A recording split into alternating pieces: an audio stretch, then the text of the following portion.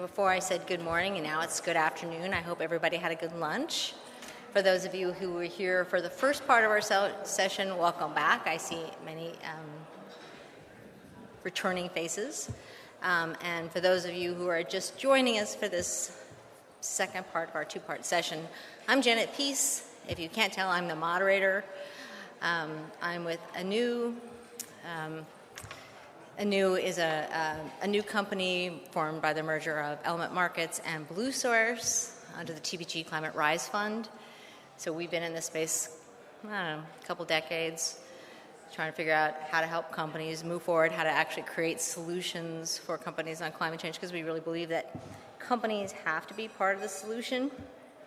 And in the earlier session, the one we had before lunch, we were talking about setting really ambitious goals.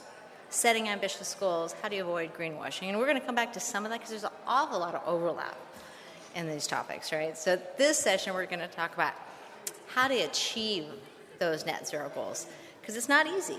It's where do you start? How do you spend the money? How do you get internal buy-in? I'm really lucky that I've got three great folks to help us in this conversation. Tim O'Connor, he's a specialist leader in Deloitte's ESG strategy and transformation practice. Rina Cerrato, she's the chief commercial officer in Green Star Royalties. And Doug Huxley, he's the principal technologist at Jacobs in their carbon management and climate change group. So for those of you who were here at 11:30, it's going to be the same format, except that I'm not going to use any slides and I'm not going to touch that computer. We're just going to have a conversation. I've got some questions. I have lots of questions, but I'm hoping that you all have some too. So we'll get started with that. And I'm going to ask each one of you guys to tell a little bit about yourselves and your connection to this topic of achieving targets. But first, I just think it's important to realize that there's a lot of companies out there that have these net zero goals. There's about a fifth of the largest 2,000 companies have these net zero goals. And if you look at the UN Race to Zero website, as I said this morning, today they say there's 7,000 companies that have net zero goals. And not all these companies have plans, but they put the goals out there and they're going to try to figure it out. But it's not easy to figure out where you're going to start, because you've got to figure out how to reduce your Scope 1 emissions, your direct emissions. You've got to figure out, how do I reduce my indirect emissions from my energy usage, from electricity, from fuels? And increasingly, companies are being asked, you got to reduce that Scope 3. I know you don't own it, but you're directly responsible for up and down your value chain and your supply chain. So figure it out. Go work with your suppliers. And while a few years ago it was maybe not quite as in vogue and not so really hello. I was really careful with those glasses back there. I had that same fear. Today, companies are really taking a hard look at Scope 3. And companies are thinking about how do they get to net zero 30% by 2030. How are they going to meet those interim targets? And contrary to what you might have seen in some press stories, there's companies are also buying offsets, and companies that buy offsets often do more internal abatement than companies that don't. Now that's a story that you don't hear about, right? So Ecosystem Marketplace did a study in 2017 that said, look at all these companies and look at the emission abatement that comes from companies that are buying offsets. And I was just talking, the reason I bring it up is because I was talking to somebody out in the hall they have another study coming out in the very near term. They've been looking at several thousand companies. They got the same story, which is so exciting. It's going to be a new report, not 2017. And it just kind of makes sense, because you're paying for those offsets, you're paying for that you're paying for those emission reductions for somebody else, but you're going to be also looking internally when you pay that money. So it's a pretty exciting time. Great to have you all here today. Why don't I just turn now to each of you, and you tell a little bit about yourselves, and then I think I'll just start with you, Tim, after that, okay? If you wouldn't mind just saying a little bit about yourself and what's your connection to net zero? Great, thank you. Janet, hello everybody. My name is Tim O'Connor. I am rapidly approaching my 1-year anniversary at Deloitte. I'm in our ESG strategy and transformation practice. And I'm not new to the space. Prior to joining Deloitte, I worked at the Environmental Defense Fund for about 15 years, leading their climate and energy practice in California, and a lot of the work nationally on transportation fuels, and clean energy access. And before that, I was working as a refinery and chemical plant inspector for the Bay Area Air Quality Management District up in the San Francisco Bay Area. So I've been working on environmental pollution and pollution reduction strategies and really energy transition for a number of years, over 2 decades. And at Deloitte, I work in a practice at the largest professional services firm in the world. And you really can see Deloitte sort of being an amalgamation of many practices and many practitioners from different capabilities. Folks that are involved in traditional audit practices and tax, those that are in financial advisory, and I'm in our consulting practice.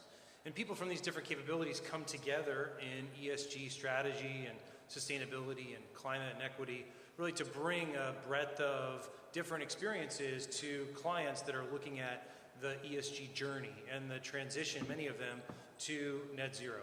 And what that means really is, how do you figure out the reporting framework and getting ready for the SEC? How do you develop and construct strategies that will allow for both the company to change, but meet the changing market demands that are imposed upon it, both from consumers as well as investors and shareholders? And how do you take advantage of things like the Inflation Reduction Act and get tax professionals, coming in and sort of creating that framework? And Deloitte, and what I've been doing at Deloitte, is working with clients, that are on this path and bringing together a lot of our assets and tools really to help facilitate that transition. And so we'll talk a little bit about some of those assets and tools in a moment, but really at the core, I'm trying to help facilitate the energy transition, but do it in a way that's going to be sustainable, not just obviously next year and the year after, but that has the long runway to actually change what is right now a whole bunch of goals to actual progress, and changing from what really is a bunch of deficient actions to meet goals to things that can actually deliver. Thanks so much, Tim. Rina, can you say just a few words about what you do? And yeah. Hi, everybody. Thank you for having me. I'm Rina Cerrato. I'm the Chief Commercial Officer for Green Star Royalties. Green Star Royalties is a capital provider for the projects that are going to get us to net zero. Can you hear me now? Yeah. So we are capital providers for the projects that are going to get us to net zero. We are trying to bring this supply of credits that are going to help the companies achieve their targets and their goals through innovative financing structures that we have put together. We have a number of great initiatives in the improved forest management space, as well as the Region Ag, and our pipeline continues to grow. Myself, I have been in the carbon market space way since 2004, when it was the Kyoto Protocol days, and where things were maybe a little bit clearer in the sense of how to take action on climate change, because it was under a compliance umbrella, and we knew that there were goals and targets set at a government level and how to achieve that, and then we had a way of directing the finance into that space. I worked with one of the first greenhouse gas aggregation pools, where we took the funds from different corporations and governments to funnel them into the clean development mechanism type projects. Today, things are a little bit different. We have a voluntary market that is quickly becoming quite relevant. I mean, it's a very relevant market for net zero challenges, and it is a market that is going to continue to mature. I have had the opportunity to be an advocate for markets, work with regulators, and help try to form this effective mechanisms that are not only going to allow us to achieve the targets, but to have real impactful change on how we are going to move into the new energy transitions and decarbonization. I'm glad you mentioned the fund, because that was way ahead of its time. There's a lot of funds now, but you guys were the first way back then. Doug? All right. Hi, everyone. I'm Doug Huxley. I'm with Jacobs, a global engineering and professional services firm. Been with, actually, and it came out of CH2M Hill, which was acquired by Jacobs about 5 years ago. So spent the majority of my career both as an environmental consultant and as a Jacobs or CH2M employee. Started out doing hazardous waste and industrial wastewater and air quality and auditing, but have really focused all of my professional career on greenhouse gas since about the year 2000, starting as a technical assistance contractor to EPA in the Climate Leaders Program, and not really looking back since then. I'm really wearing two hats here for this session, but again, both as a consultant who's been working with clients for 20 years on carbon management, but also as a key person in our own climate action plan. Started out, I think I was maybe a thorn in the side of some of our senior leadership back in about 2012, and the first couple little baby steps and first little goals, we're going to get a 5% reduction in overhead business travel. Woohoo! And come from that to now, with a two-time Climate Leadership Award winner with CH2M, and now helping move Jacobs' program forward. So, very, very happy about the A that we finally earned on CDP this year. Got our DJSI up to a 75, gold medal award winner with World Environment Center, approved SBTI target, and other actions. So yeah, just very happy. There were a few years there where I'd be working with a client and say, we know how to improve your program or your disclosure, but yeah, we've got a C on our own CDP disclosure. So very glad to actually get to the point where I can demonstrate that we are walking the talk. And I've known Doug for a long time. We before Blue Source and Anew, I was part of something called the Pew Center on Global Climate Change, C2ES, and we had a business council. I can't tell you how long I tried to recruit CH2M Hill and then Jacobs into our business council, because they were moving forward. They were trying to take action. They were trying to push the envelope, and not only just for themselves, but for their clients. Right. Very cool. Anyway, thank you all for that brief introduction. Let me just start out with an overarching question, and it's about these targets. So there's a lot of conversation about the targets and whether these targets are actually enough. Are they real? What are you guys seeing in terms of the evaluation of these targets and these goals that you're seeing out there? Are you seeing kind of more of a push towards criticizing these goals, or you think this is just going to go away? You don't all have to answer, but Well, I'm just going to start with that last question of, do you think this is going to go away? No, I don't think it is going to go away. And having been in the space since 2004, we've seen iterations of the market definitely come through, and the level of investment that gets moved into the space has been significant. The level of action is significant. The fact that we are here today at the sold-out NACW conference, people had to be turned away to attend, is indicative of how the space is changing. It's part of the discussion right now. I think that the carbon markets and climate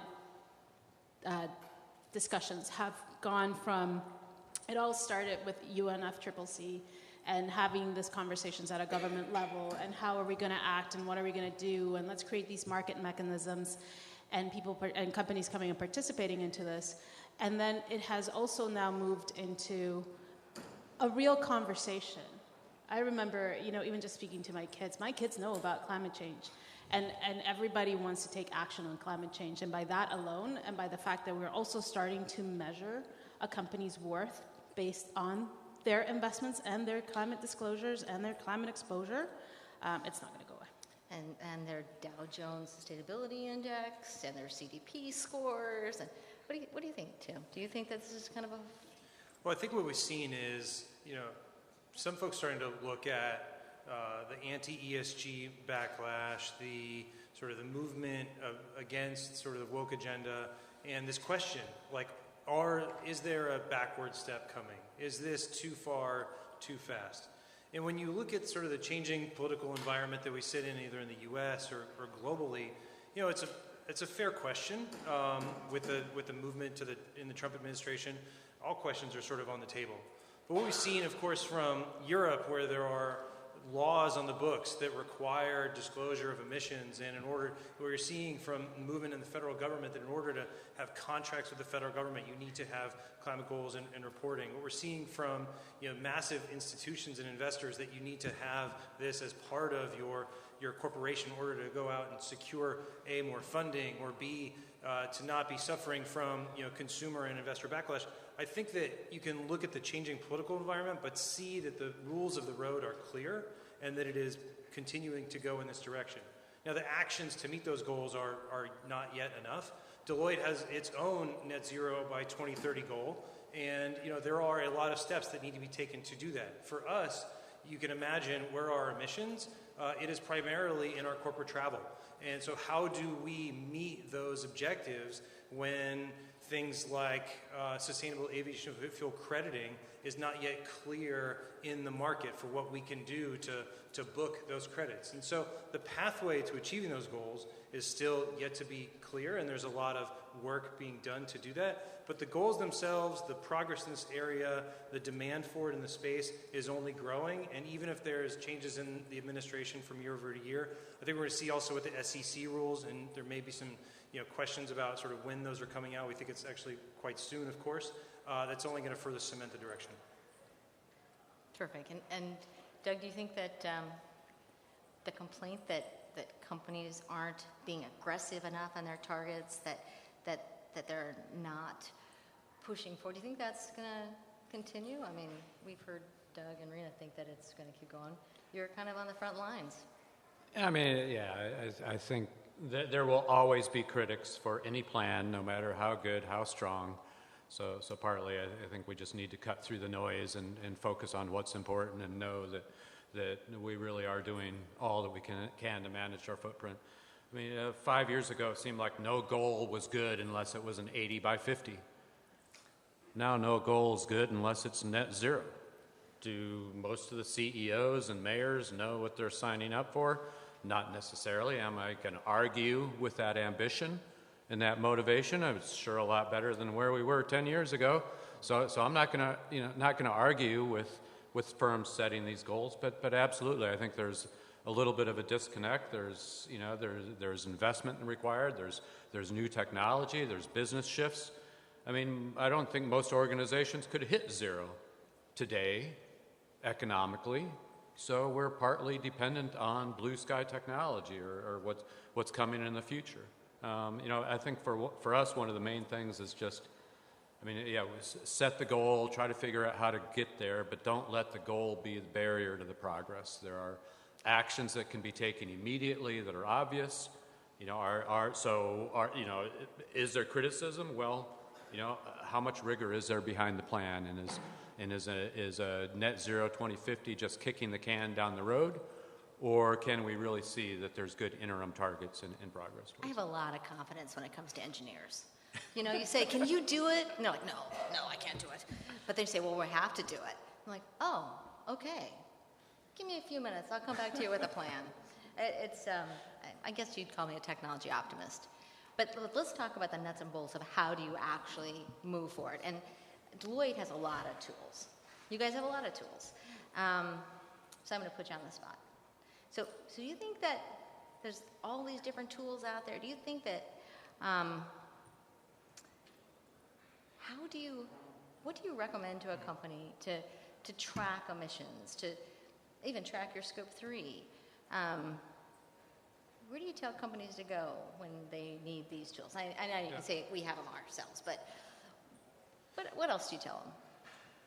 Well, first, we don't have a monopoly on the industry. There's a lot of folks here, that have those tools and capabilities, from the large firms to the smallest firms out there. And together, whether we're competitors or we're all swimming in the same swimming pool, right? Working towards the same direction. Do you have a set of criteria that you tell companies to look for when you look at these tools? Well, so what we do is we of course look to start somewhere. right? And so it's kind of what we heard. It's, where do you start? You have to, get going somewhere. And so, starting with understanding your data is, of course, one of those core, fundamental principles. It used to be, people working in Excel, going to call up, the person in the facility over here or your supplier over there and putting it all together. And sure, that's still happening a lot. We deal with and work with companies all the time, that are focusing on that. But there's some new, really more innovative, cloud-based platforms, just a ton of, ability to start to aggregate and ingest data much faster, more accurately, and to develop inventories on scope 1, 2, and really 3, in a way that is robust. So we work, of course, with, in scope 1, we have our own systems for that we've built out to do that. We've also have a partnership with a company named Persephone that helps to do this kind of work. Salesforce Net Zero Cloud, has a lot of data ingestion capabilities, and on down the line. When we start to look at scope 3, now you're kind of looking at things like, okay, what tools are out there that can allow me to look at my spend and do spend-based analytics to calculate what my emissions are? But there's also a movement away from just spend-based analytics towards more rapid ingestion and accurate build-out of entire supply chains. We work with a company named Invisi, for example. We launched a platform that's an end-to-end capability to create scope 1, 2, and 3 emissions assessments, and then also build out abatement programs and identifying hotspots and looking at abatement levers and cost metrics that go into each of those. And so the tool is really what works for a particular company. What data do you have? What are your end goals? Do you need something that's a Ferrari to be able to withstand public scrutiny and meet SEC reporting goals? Or do I need something that's going to get me from point A to point B and really allow me to have visibility? You may not need to spend $1 zillion to get something that will give you the insight that you need to take action. And so what we do is we don't propose any one particular tool. We say let's work together to identify our needs, identify our data, and then figure out what the outcome is that can get us there. So customizable. Figure That's out what right. you need. That's right. Makes sense. That totally makes sense. Rina, your company is a solution provider. And so you go in with financing to help projects get started. So sometimes those projects, I imagine, create carbon credits. Correct. So carbon credits are supposed to be the value that enables that project to go forward. So why would a company why would they need the funding that you provide? Yeah, exactly. Tell me why you're valuable. I think it's all great to hear companies talk about their commitments to net zero, but we have to get there by making the investments today. And at Green Star, we provide the capital up front to get the projects off the ground so that there will be that supply for when we need it for net zero. And that doesn't mean that we have to wait to 2050 to do it. We need to act now if we actually want to reach that destination. And for us, it is very important that we start working on that today, taking the information, the data, knowing what you need, and knowing how to get to it, and knowing we're trying to bridge that. So at Green Star, we innovated with the first carbon royalty with our forestry projects. We have put money into these projects. We are partners with the landowners. We are partners with the project developers, with Anew. We are partners with the different companies that are really looking to provide the solution to this conundrum of how do I get there, or how do I act, what do I do? So there's a lot of money on the sidelines that wants to come into the space, and there's a lot of money required in the space, but we're that bridge.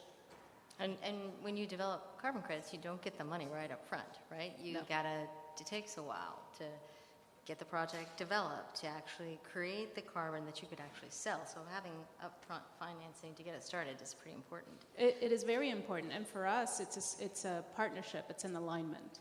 We want to share up in the good. We want to share in the bad, and that's really what it comes down to. Money I might be an economist, so I might be biased, but I do think funding is an important piece of things.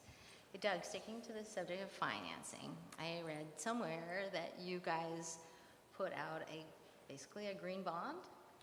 You want to tell us a little bit? How does a green bond help Jacobs get to that net zero goal? Yeah, thanks. And again, engineer, not a accountant or finance specialist, so I'll tell as much as I know. But yeah, we just signed up for $500 million in financing over 10 years, linking the interest rates of that sustainability-linked bond. So our finance rate is now linked to our ESG performance. And the two main criteria there are greenhouse gas emissions, scope 1, 2, and 3, as well as diversity at the leadership level, so women and minorities in senior leadership positions.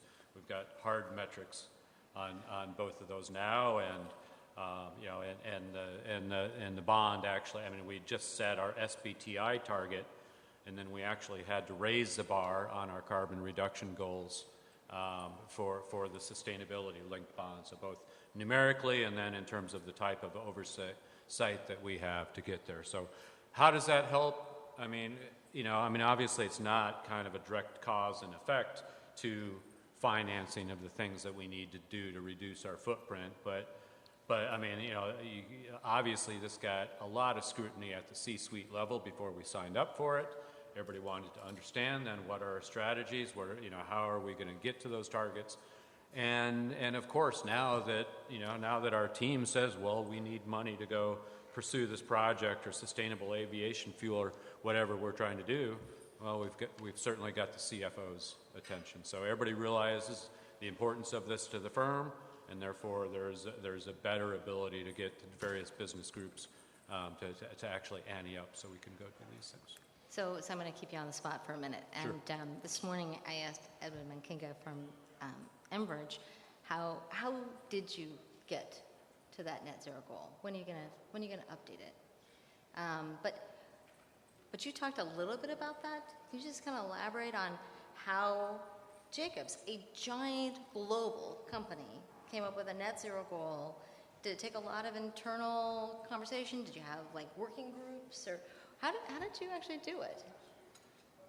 It was interesting coming out of CH2M and as the acquisition was happening, and there was a lot of discussion. Does anybody care about our carbon targets anymore? And a lot of people's opinion was no, it doesn't matter. We're going to become Jacobs. Forget about CH2M. Guess what? We were able to get our CEO on stage to accept our second Climate Leadership Award in 2019.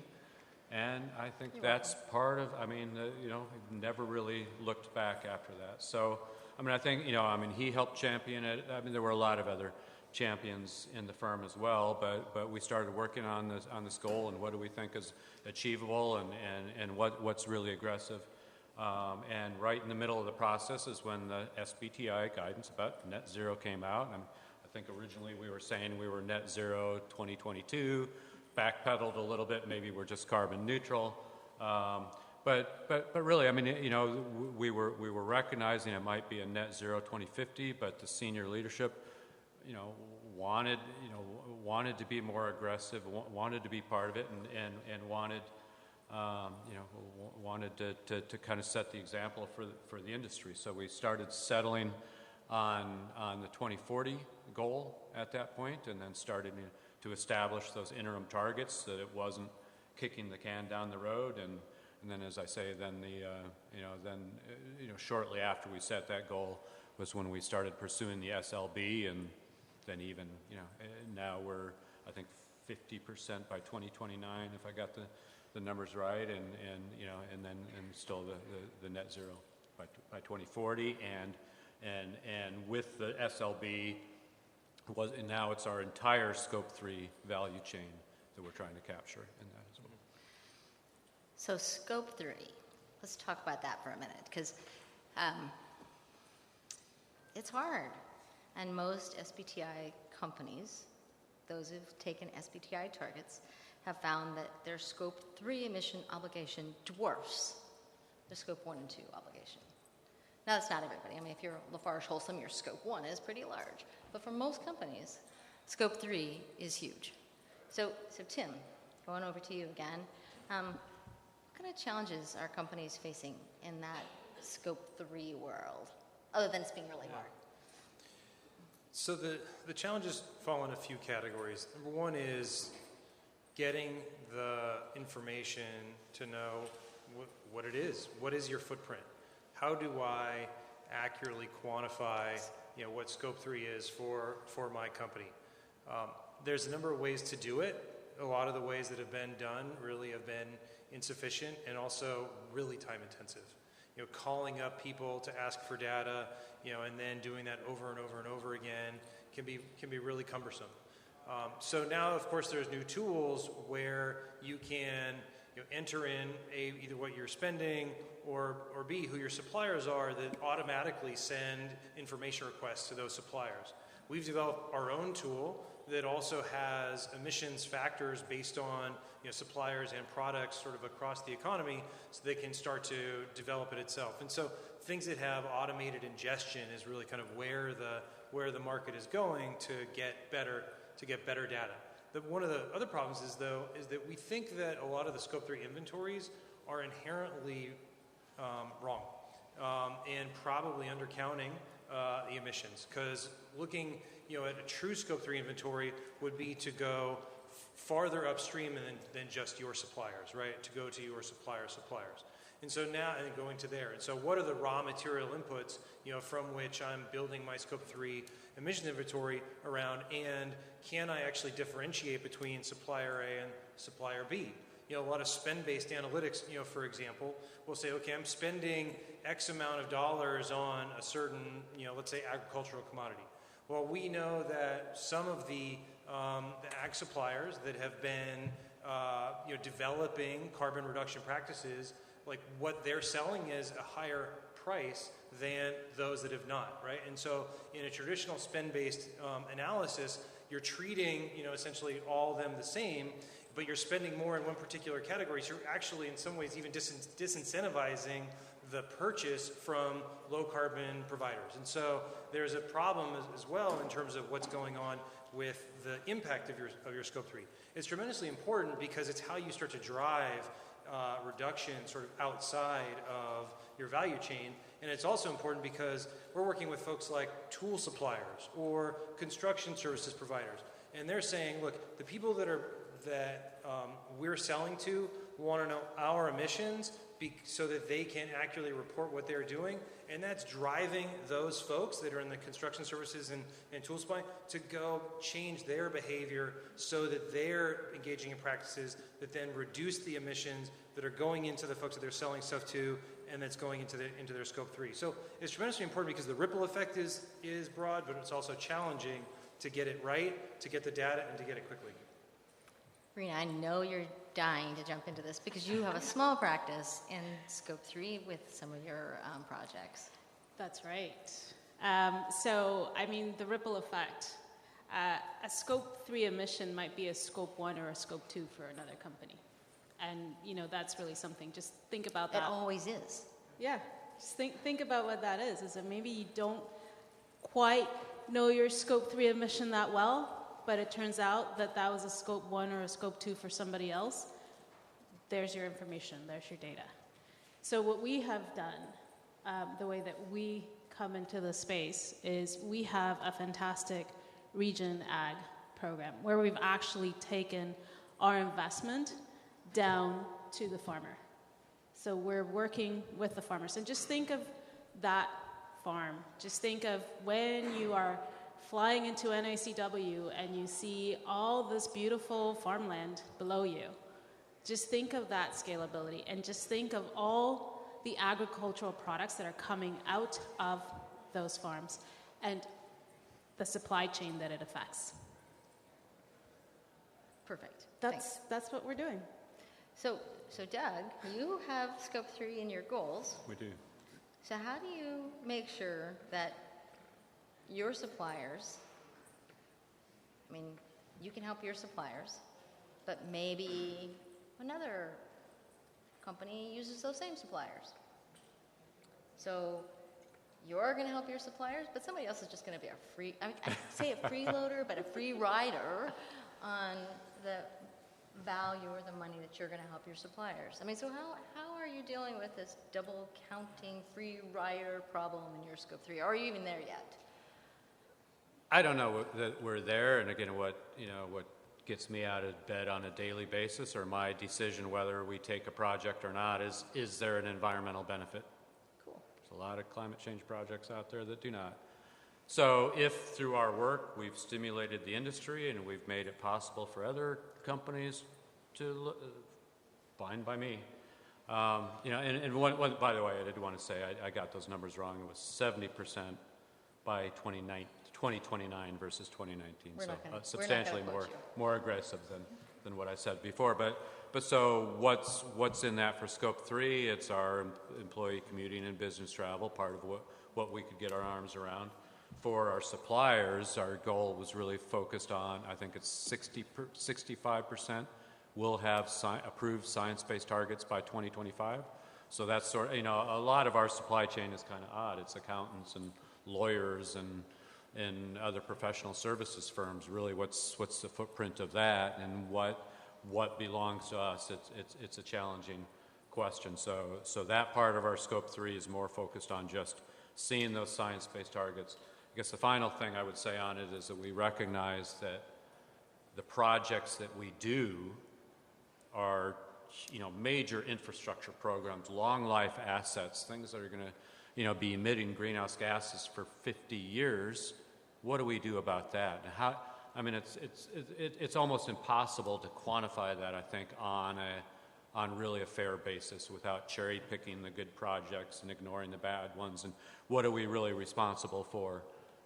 So to that extent, we do have a goal that every one of our projects will be a climate or ESG opportunity, meaning we're never forcing it down anyone's throat as to what the solution is, but every time we intend to ask, is there a better way to do it for greenhouse gas emissions, and is there a climate risk and resiliency aspect that needs to be considered for this? So yeah, if we start requiring low carbon concrete on construction projects, that's going to mean more suppliers can provide that, and therefore it's available to others. That's still suits my goals. And Jen, if I could jump in, I think that if we don't focus on Scope 3, or if we haven't been, you start to see some marquee programs by some of the largest corporate actors in the world really start to not materialize. You look at Walmart's Project Gigaton and what they were doing to reach up to their suppliers and change the behavior of the people that were sending them material. Or you look at Cargill and what they're doing with their ag producers and getting them into networks to figure out low carbon regenerative practices. Or you look at Diageo, one of the largest alcoholic beverage companies, working upstream to figure out how to help their suppliers reduce their emissions. But also things like if they care about glass manufacturing, what programs can they if they care about the emissions from the glass that they're sort of taking in, what can they do to go work with other folks in the sector to kind of start working in pre-competitive, like working with other major glass manufacturers to put together new financing programs to start accessing some of these new opportunities that maybe just didn't exist before. Yeah, it's all very evolving in nature, and I think a lot of companies are asking for data on my Scope 3, and they want to show that what they've done is real, what their suppliers are really doing, especially if they're investing in those suppliers. They want to show that it's resulting in real emission reductions, because maybe they need to report it to SEC. Maybe they actually have somebody who's looking at their objectives. And we have a variety of clients that are looking at Scope 3 and insetting. So there's been a few different sessions at NACW this year on insetting. Insetting is emission reductions in your Scope 3. And there's a couple different programs that are getting started. Gold Standard has a program for ag that helps you monetize and basically showcase that they have a platform. VCS is creating a platform because companies want to be transparent. Not all, but many companies want to be transparent about what they're doing. So, VCS has got a new platform. It's not out yet, but it will be. And, being able to demonstrate, document, and have the data, and clear ownership is another thing. There's a lot of, I think there's 388 different methodologies for creating offsets that Teresa back there would know. And you can use those same methodologies to count the carbon in an inset. And you can have it verified by a third party against that standard. Whether you take it to a registry or not, again, there's some on the way. Okay, I've talked enough. I've asked these guys enough questions. Anybody here have a question in the audience? Or I could just keep going. No questions, because getting there is so easy. Oh, okay. Please. And please say who you are.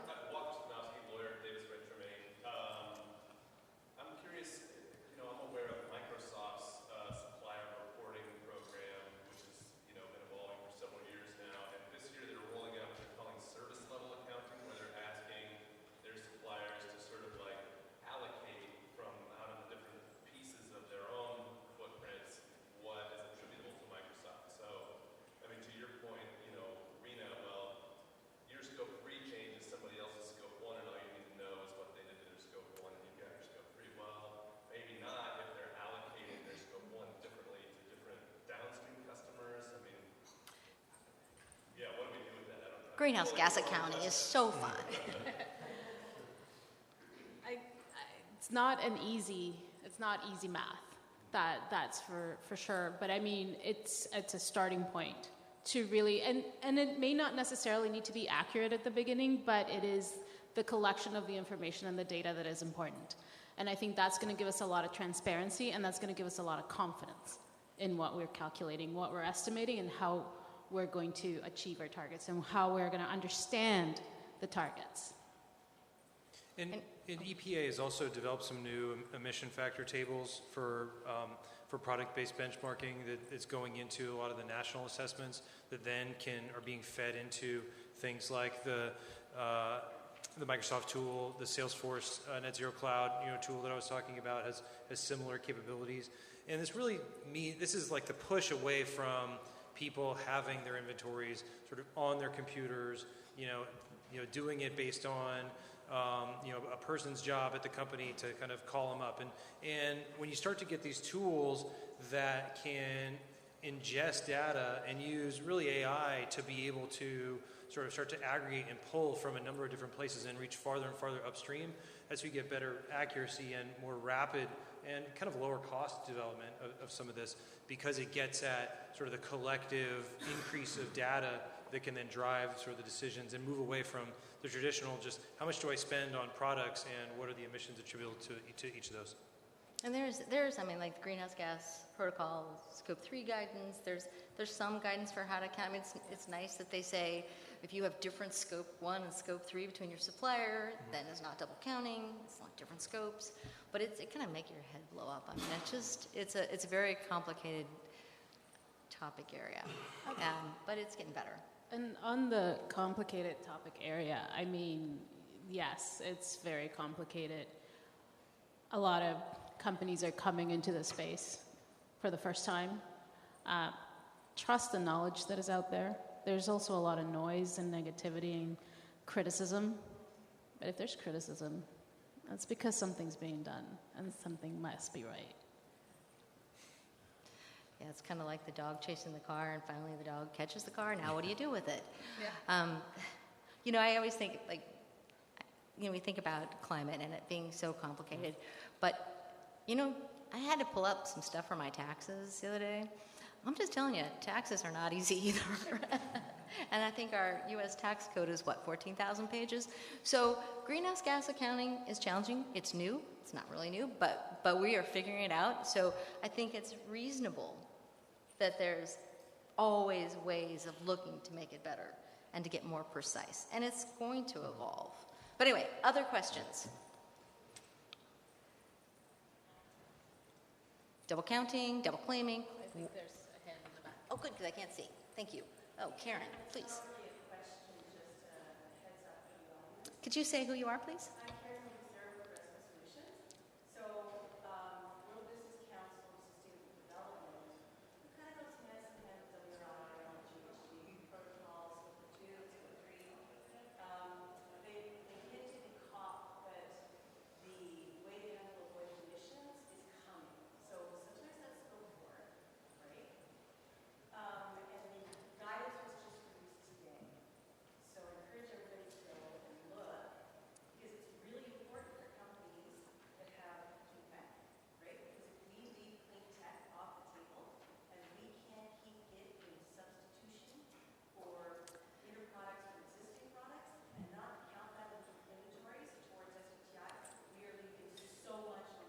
Do you guys know, does everybody know when Karen's talking about avoided emissions and counting avoided, do folks know what that's a problem in terms of greenhouse gas accounting? Everybody familiar with that issue? If you put a new piece of equipment and you had the old piece of equipment, so now you're avoiding those emissions, you can't actually count the avoided. You can only count what your emissions are. So it's a problem with the accounting, but as Karen said, there's new guidance that just came out. I will say that I do know there's some utilities in California, even, and maybe even the utility that covers the area within which we're sitting, that has come up with a Scope 4 category. But I think it's a little bit of a different moniker. They're talking about the activity that they do that results in the emissions reductions from somebody else. It's very similar, but it's a little bit different because there's funding, from all of us through our bills to have the utility help to fund activities in our homes and businesses. And so this sort of avoided emissions and their activity, it almost becomes like a metric by which to measure the effectiveness of regulated utility programs. In that sort of context, I would not say it's necessarily problematic. It's more a benchmark for spending effectiveness, but I do think that when you start to embed it into, for example, GHG reporting from private corporations and counting that against goals, then it does become an issue. So this is the problem with language in this area, because other people call this Scope 4 handprints. What's my handprint? How is what I do helping all of you? So my new piece of equipment, you're all going to use it, and now you're going to be a lot more efficient. But now my emissions went up because I'm creating this new piece of equipment, but everybody else's went down. Mm-hmm. So I've heard that called Scope 4. I've heard it called handprint. I like Scope 4 better. But now there's another way of thinking about Scope 4, which is the avoided emissions. It's like, is a carbon credit the same as a carbon offset? Is a carbon credit the same as an emission reduction? It's language. And it is, folks, you guys, you've been in the space, you've been at NACW, so it's not quite as complicated, but talk to the average person, and they're like, what the heck are you talking about? And what is a scope? And yeah, but it's important for us to keep talking about it and educating people on these things, and that's having plans, having goals, and having consistent language help people move forward. If I can just add on that Scope 3 part, and obviously 15 categories of Scope 3, and if you really break it down, there's more than that, right? So it's hard to make generalizations, but I guess my message again, don't let the data or the goal be the barrier to progress, right? Can we quantify it? Gee, it's pretty difficult. People ask us all the time, I've responded to plenty of surveys, what's the footprint of Jacobs services to us? Well, I don't know. Well, John worked on that project for 15 minutes, and then the phone rang, and he was shifted over to this. Are we going to start prorating the energy he used in his seat for that day? I don't think so. So we're going to do the best job we can to kind of prorate from our total footprint. Okay, here's what we think it was for you. Is that accurate? Yeah, it's limited, but does it give you the ballpark? Can you start to make some decisions on it? And as Jacobs, can we just know that we're going to move forward and start asking our suppliers to get on board and start setting, do we have to quantify what their science-based target is to know that we're making progress? No. So again, so many times this granularity and accuracy sometimes gets in the way. And that's kind of where Tim was going early on with, figure out what your objective is, so you know what tool you need to use. What's your data? Where do you need to get to? I think those are important lessons. Other questions? What do you think the biggest challenges are for companies that want to implement these net zero goals? What's that? Education. Understanding. I think it is too. That's correct. It's getting better. I would agree. It is getting better.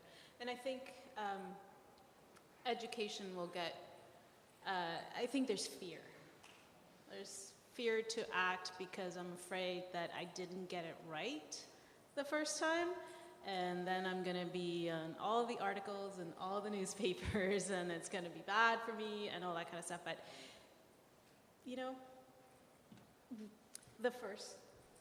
thing to do, as Doug was saying, is move forward. There's fear of being called a greenwasher. Yes. So now we have the new term that I've been learning is the green hushing. Companies not wanting to disclose on what they're doing or how they're achieving or what they're investing in. And if we continue in that pattern, we are not going to get the transparency and the confidence that we want to achieve in this market. I'd say there's a difference in starting positions, of course, for many companies, right?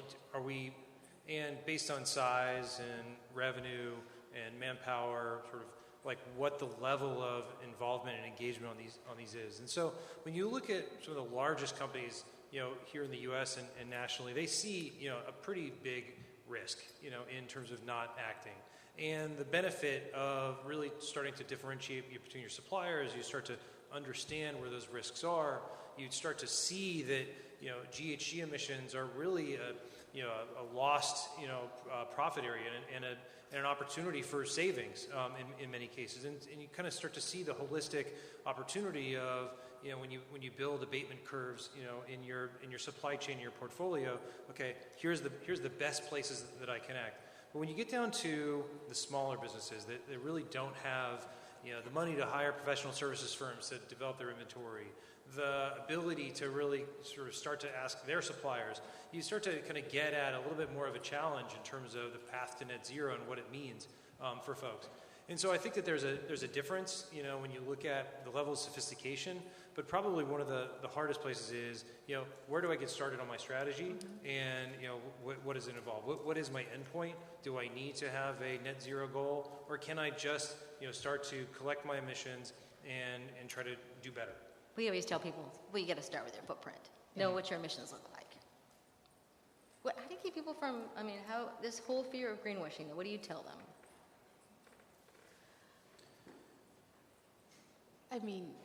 Do we get everything right the first time? Probably not. Are your targets going to change? Yeah. Are you going to maybe miss your goal sometimes? Yeah. But act. There's the saying of the difficult thing is just to show up. Show up. I've heard that saying. Yeah. Show up. Yeah. Take the step. But doing it wrong presents risks, right? Yeah. Risks of making the wrong decision, risks of saying something that isn't true, and risks of behavior change that maybe has the effect that you're trying to avoid, right? And so showing up is certainly 90% of the way there, but I'd say there's a difference between greenwashing and getting it wrong. Greenwashing is where you're sort of purposefully doing something that is not aligned with the thing that you're saying. Whereas getting it wrong is it has risk, but you're committed to getting it right. So I think there's a big difference there. Revisions and inventories happen. Offsets get reversed at times, but you try not to. And so if the mindset and the framing is around sort of the action that is wrapped within a real and authentic strategy, then I think that risk of being called up for greenwashing really is diminished. And that's exactly it. Is greenwashing, okay, well, I'm afraid of greenwashing. Don't be afraid. Have your strategy. Educate yourself a little bit more. As a company, know what you're signing up for. Understand what your emissions are. Understand who can help you. I think you have to be transparent. That's my own little mantra. Right. Transparency. You might not have all the answers, but be transparent that you don't have all the answers. Be transparent in what you're trying to do, how you're going to get there. Even the Voluntary Carbon Market Integrity Initiative, VCMI, which is all about what's a credible claim. VCMI says transparency. I can't tell you how many times transparency occurs in that document. A lot.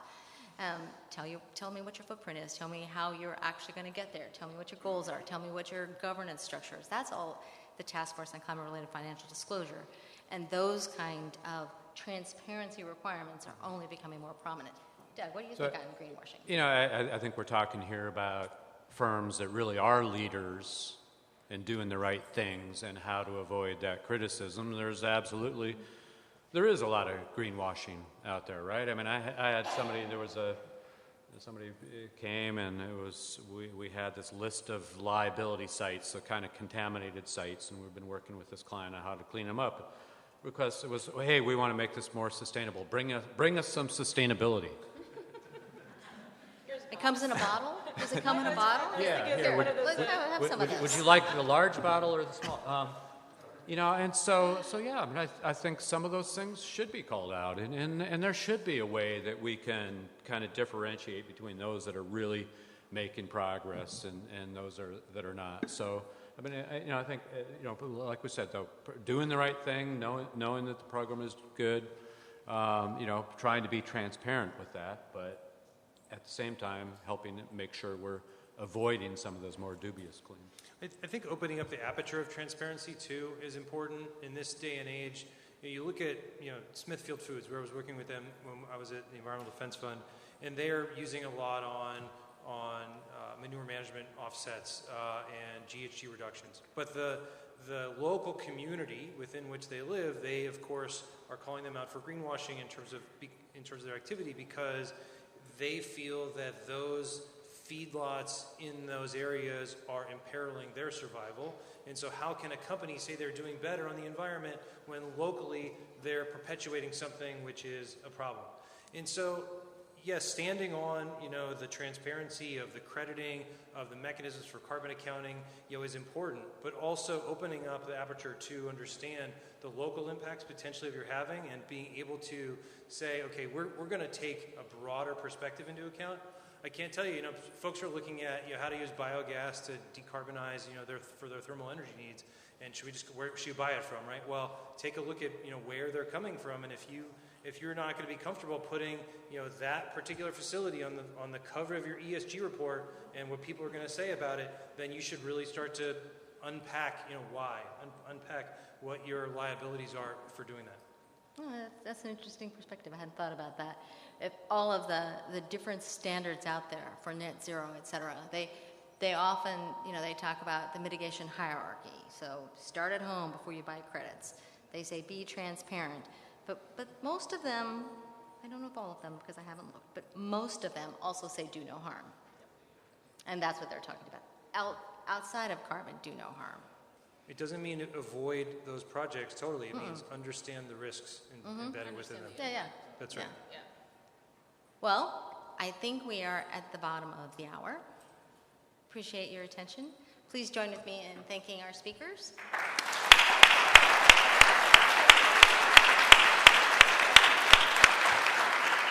And thanks to you all for coming. I hope you have had a good NACW.